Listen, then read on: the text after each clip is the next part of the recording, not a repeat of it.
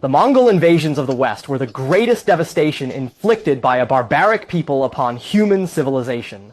There were a total of 3 such campaigns. Of course, objectively speaking, they also facilitated material and cultural exchanges between the East and the West.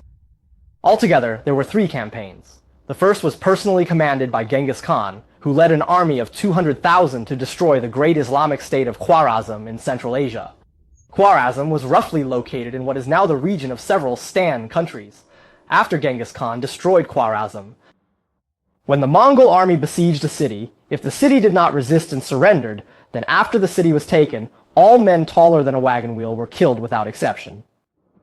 Women, children, and craftsmen were kept as slaves, right? But if the city dared to resist, then after it was taken, not even chickens or dogs would be spared. The entire city would be razed to the ground and grass would be sown over it, right? That's why you can't find many of these ancient cities like Urgench and Samarkand. They were turned into grasslands, right? All became grass. On the battlefield, for every 1,000 people the Mongols killed, they would hang one corpse upside down. Hanging a corpse upside down was a way to count. Every time they killed 1,000 people, they would hang one corpse upside down. Kill another 1,000, hang another one. After a battle, corpses hanging upside down could be seen everywhere on the battlefield, right? They were everywhere. Extremely barbaric and cruel. Extremely barbaric and cruel, right? Mongolia today is not the same country as us, right? On their currency, the Mongolians have this printed, is Genghis Khan. You don't need to regard him as your ancestor. And there's even less reason to see his so-called westward conquests as a source of pride for the Chinese people.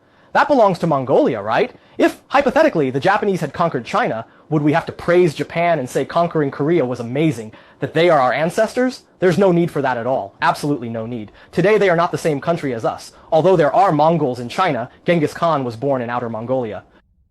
And he was buried in Outer Mongolia. He's not the same as us, right? It's not the same thing. That was the first time in Chinese history that the country was destroyed and the people were wiped out. That was the first time the nation was lost. There's nothing worth commemorating about that, and it certainly shouldn't be a source of pride, right? Look, being conquered by others, how great is that? If you think that way, that's just shameless. That's what it is.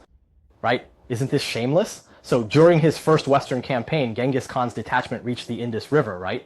It was too hot there, so they pushed on to Pakistan, right? It was too hot, wasn't it? So another detachment of Genghis Khan's army, led by his famous generals Jabi and Subutai, advanced as far as Taihei Ridge, which is today's Ural Mountains. The Ural Mountains. Then they withdrew.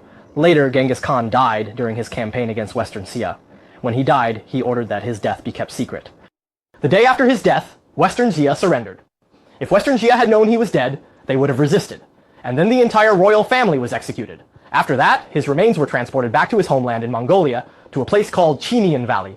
But no one knows where this place is because they took a route that nobody knew. Anyone they encountered along the way was killed. They couldn't let anyone witness the Great Khan's funeral procession.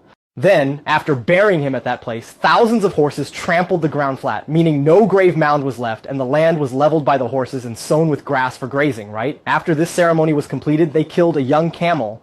The mother camel watched her calf slaughter, and at next year's memorial, they brought her back. Upon reaching the spot, she would, wailing in grief, unable to get up. So this is the mausoleum of Genghis Khan, where rituals are held. Back then, when the mother camel died, no one knew where he was buried, so his tomb must be in Outer Mongolia, but no one knows exactly where. It is said that when he was buried, all the burial items were made of gold, right? All of them were gold. Then there was a big tree. He died leaning against it, and they sawed down that tree, right? They sawed it in half, hollowed out a groove to place him inside, then wrapped it with 3 golden hoops. That was his coffin. The Mongols were very environmentally conscious. Right? I come from the grasslands. I want to become nourishment to serve as fertilizer, right? I can't occupy farmland to build a tomb like the Han people do. I won't do that. So every emperor of the Yuan dynasty was buried this way. That's why, if you look for the imperial tombs of the Yuan dynasty, you simply can't find them. Even today, you won't find them. In Yijin Huoluo Banner, Inner Mongolia, the mausoleum of Genghis Khan refers to his clothing and hat burial mound, not his actual remains. His body is not there.